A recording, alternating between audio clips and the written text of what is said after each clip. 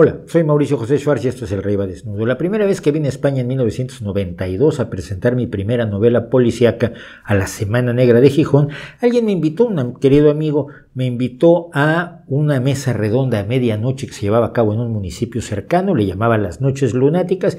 Iba a estar una periodista de nota policíaca, de sucesos, nota roja, como se llame, y varios escritores. Y como mi política siempre ha sido que a donde me inviten voy, pues allá fui. Y efectivamente estuvimos hablando del tema hasta que finalmente esta señora, que yo no sabía que era muy famosa, yo qué iba a saber, yo venía de México, no tenía ninguna información al respecto, dio su hipótesis fundamental. El ser humano es asesino por naturaleza. Y ojo, esto lo estaba diciendo cuando todavía Oliver Stone no sacaba su famosa película Natural Born Killers, que fue traducida precisamente como Asesinos por Naturaleza. A mí, que siempre me ha parecido esa hipótesis un tanto extraña, pedí la palabra y le pregunté, oye, ya que estamos en esto, ¿a cuántas personas ha matado usted? La mujer me miró bastante ofendida y me dijo, oiga, pero ¿cómo dice usted eso? De ninguna manera he matado yo a nadie, ¿pero qué se está creyendo? Yo dije, usted disculpe, como dijo que los seres humanos esencialmente somos asesinos, todos somos asesinos, pues pensé que lo decía por experiencia propia y usted se habría despachado a algunos conciudadanos, pero si no es así, le ofrezco una disculpa. ¿Su papá a cuántas personas mató? La mujer me miró ya bastante más ofendida y me dijo, ¿cómo se atreve usted a hablar de mi padre? Le dije, oiga, pensé, pues, si usted no, quizás su padre habría cometido algún asesinato, o 2 o 3, pero si él no lo hizo, lo ha hecho su mamá. En este momento la señora estaba ya bastante molesta conmigo y me miró sin decir absolutamente nada. Yo me hice hacia atrás, le dije, usted disculpe, pero bueno, ya que estamos en esto, ¿usted tiene hijos? Evidentemente para este momento la reportera quería mi cabeza en un platito y entonces le dije, mire usted, usted dice eso, pero no es cierto. La mayoría de nosotros ni siquiera conocemos asesinos. Yo conocí a algunas personas que han matado personas, sobre todo en conflictos bélicos.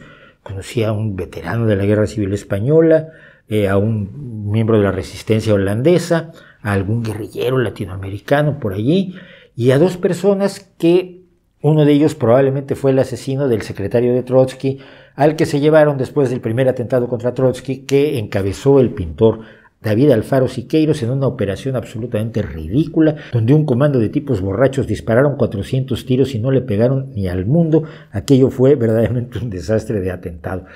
Y se llevaron al secretario de Trotsky y 2 hermanos que se quedaron con él, pues uno de ellos tiene que haberlo matado porque el sujeto apareció con un tiro en la cabeza. Los conocí a ellos, son los únicos asesinos, y a los que lo hicieron en combate es difícil llamarse asesinos, pero son las únicas personas que yo conozco que han matado a otros. Y conozco un montón de gente, y he conocido un montón de gente, y también he conocido a muy pocas personas que hayan sido asesinadas. La mayoría de los funerales a los que yo he asistido son de gente que muere de muerte natural, de vejez, por un accidente, por una enfermedad gravísima, pero no asesinados. Solo tengo un amigo que, por desgracia, en la violencia brutal de México, pues fue asesinado hace algún tiempo. No conocemos quién haya sido asesinado y no conocemos a nadie que haya sido asesino, o a casi nadie, porque su premisa es incorrecta, porque la mayoría de la gente no mata ni va a matar nunca a nadie. ¿Por qué tiene tanta popularidad esta visión de que el ser humano es especialmente maligno, es especialmente cruel, es especialmente brutal respecto de otras especies? No lo sé. Yo creo que mucho tiene que ver con las religiones en sus orígenes, porque todas las religiones nos dicen que el ser humano es despreciable, es basura, está equivocado, tiene que cambiar, tiene algún defecto de origen, ya sea el pecado original del islam o judio-cristianismo, o ese estar encerrado en la rueda de la reencarnación de los budistas, que solo si te aplicas y meditas mucho y te iluminas ya vas a poder ser parte del universo. Es decir, este desprecio al ser humano que es necesario muchas veces para creer en poderes superiores, sean dioses o sean el universo, o sean la iluminación, o sean lo que usted quiera.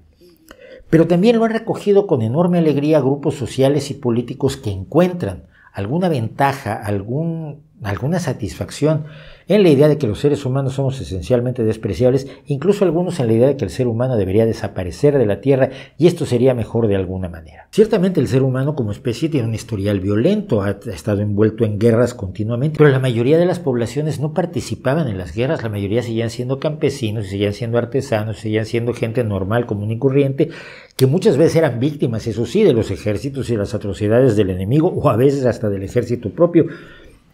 Pero incluso con ese historial continuado de guerras, la mayoría de los seres humanos no andaban matando a sus congéneres. El asesinato siempre se ha considerado un delito grave. Lo que sí podemos observar es que desde el punto de vista estadístico a lo largo de la historia, considerando a toda la humanidad, la cantidad de muertes por combates, por guerras, por asesinatos, está reduciéndose continuamente. Incluso en Estados Unidos, que es un país que consideramos, con buena razón yo creo, especialmente violento, donde la gente puede andar por la calle con un fusil de asalto como quien lleva una botella de agua, aún allí los delitos violentos han estado cayendo de manera sensible en los últimos años. La percepción de una violencia excesiva, de una situación especialmente grave, la gente te lo dice, es que nunca habíamos estado tan mal. Sí, la mayor parte de la historia hemos estado mal, mucho peor y de manera muy notable. Pero esa percepción se utiliza políticamente, tiene un rédito político.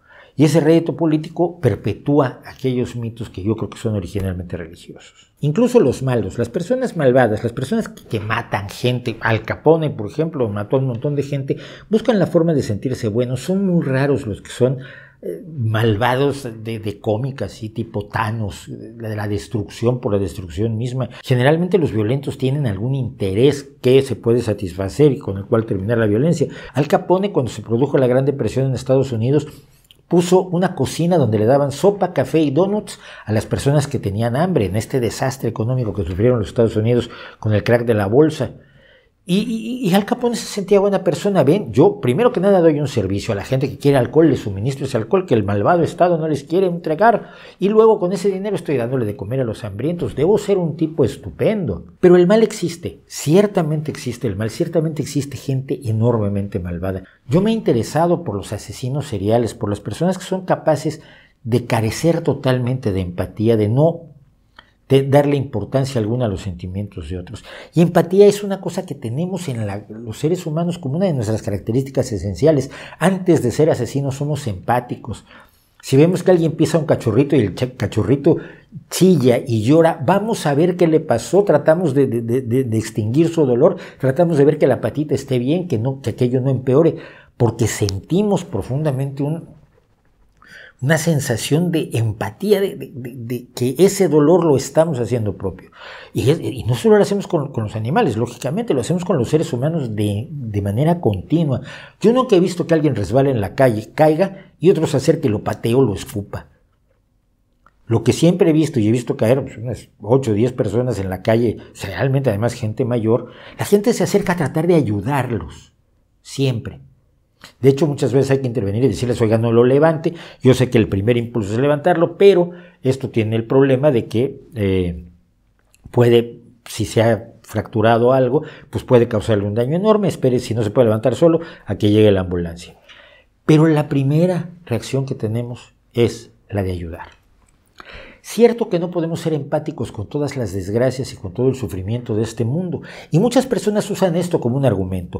¿Por qué hoy te empatizas con la desgracia de este pueblo que está siendo discriminado cuando hay tantos otros pueblos que están siendo discriminados? Ya, pero es que como ser humano tengo limitaciones, no puedo solidarizarme con todas las desgracias al mismo tiempo.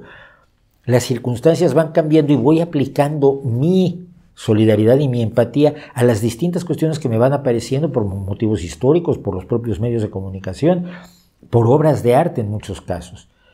Pero esto no hace a la gente menos buena, lo que hace es a aquellos que dicen que deberían empatizar con absolutamente todo, unos pesados moralinos. El hecho real es que a lo largo de la historia tratamos de reducir el sufrimiento. A lo largo de la historia hemos reconocido los sentimientos de otras personas, de otros seres vivos, y dejamos de tratarlos con la crueldad que era la norma no hace tanto tiempo, hace 100, 150 años.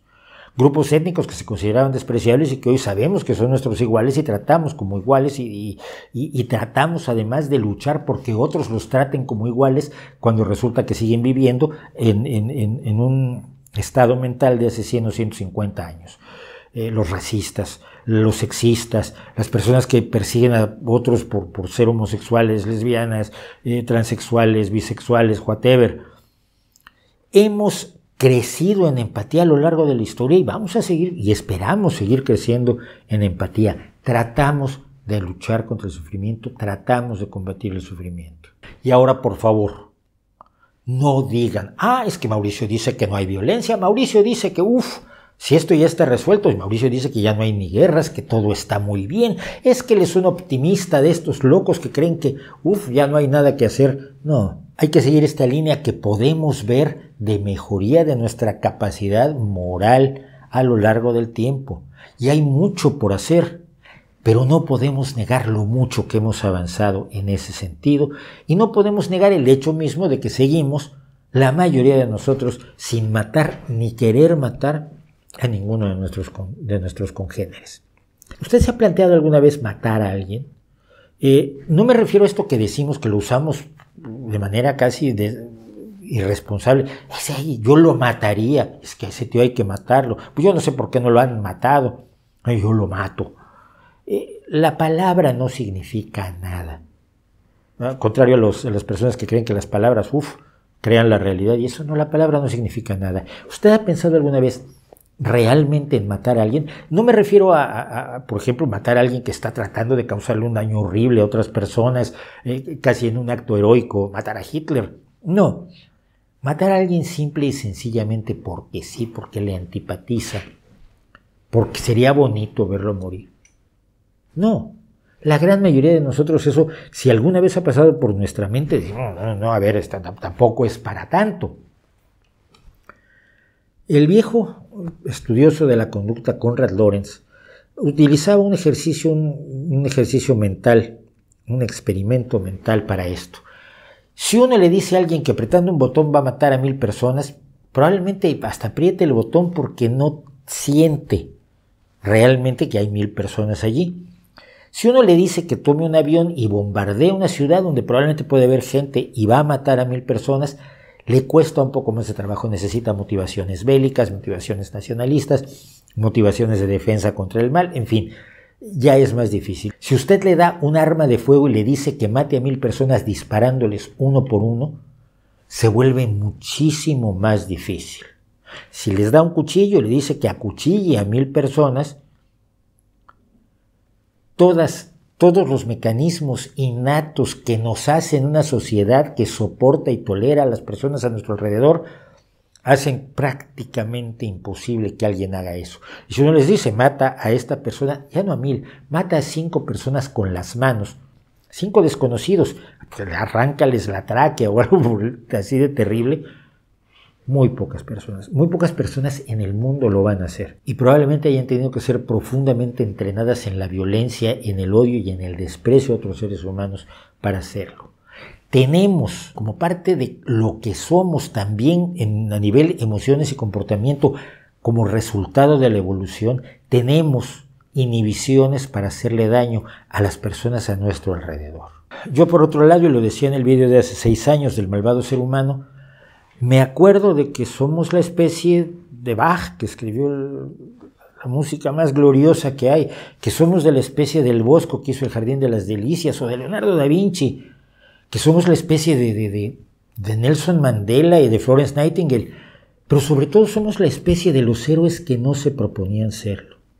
Y en estos tiempos de crisis hemos visto a muchísimas personas que nunca se propusieron ser héroes, no entraron al ejército para salvar a la patria y para acabar con muchísimos enemigos, gente que estaba simple y sencillamente haciendo su trabajo en una carnicería, en un supermercado, como repartidor, como enfermera, como médico, gente que es capaz de jugarse la vida porque es lo que tiene que hacer. A esa especie es a la que pertenecemos, no a una especie de asesinos, no a una especie de psicópatas, no a una especie despreciable. Somos una especie de gente buena cada vez más buena, con sus defectos, con sus mezquindades, con sus pequeñas deshonestidades, con sus justificaciones de los pequeños atropellos que todos hemos cometido alguna vez en la vida, porque todos tenemos algún recuerdo de esos de eso no lo debía haber hecho. Pero pertenecemos no a un grupo de asesinos brutales. Esto, la historia lo ha demostrado de una manera extraordinaria en el caso de la famosa novela de William Golding, El Señor de las Moscas, donde un grupo de niños sin adultos que los controlen quedan aislados después de un accidente de aviación en una isla, aislados en una isla, valga la redundancia, y se comportan como verdaderas bestias, se reducen a la caricatura más total del cavernario insensible. Y cuando hemos tenido casos verdaderos de niños que quedan solos, de adolescentes que quedan solos, desprotegidos, lo que hay es solidaridad y apoyo, como siempre hay cuando uno tiene que sobrevivir, porque sobrevivimos como colectividad, como sociedad, como grupo, apoyándonos en otros, sustituyendo nuestras debilidades con las fortalezas de otros y apoyando a las debilidades de otros con las nuestras propias, o morimos todos. William Golding, el que también creía que el ser humano es un asesino por naturaleza, se equivocaba. Los hechos nos lo demuestran. No es cuestión de opiniones ni de filosofía, es cuestión de cómo nos comportamos día a día los seres humanos.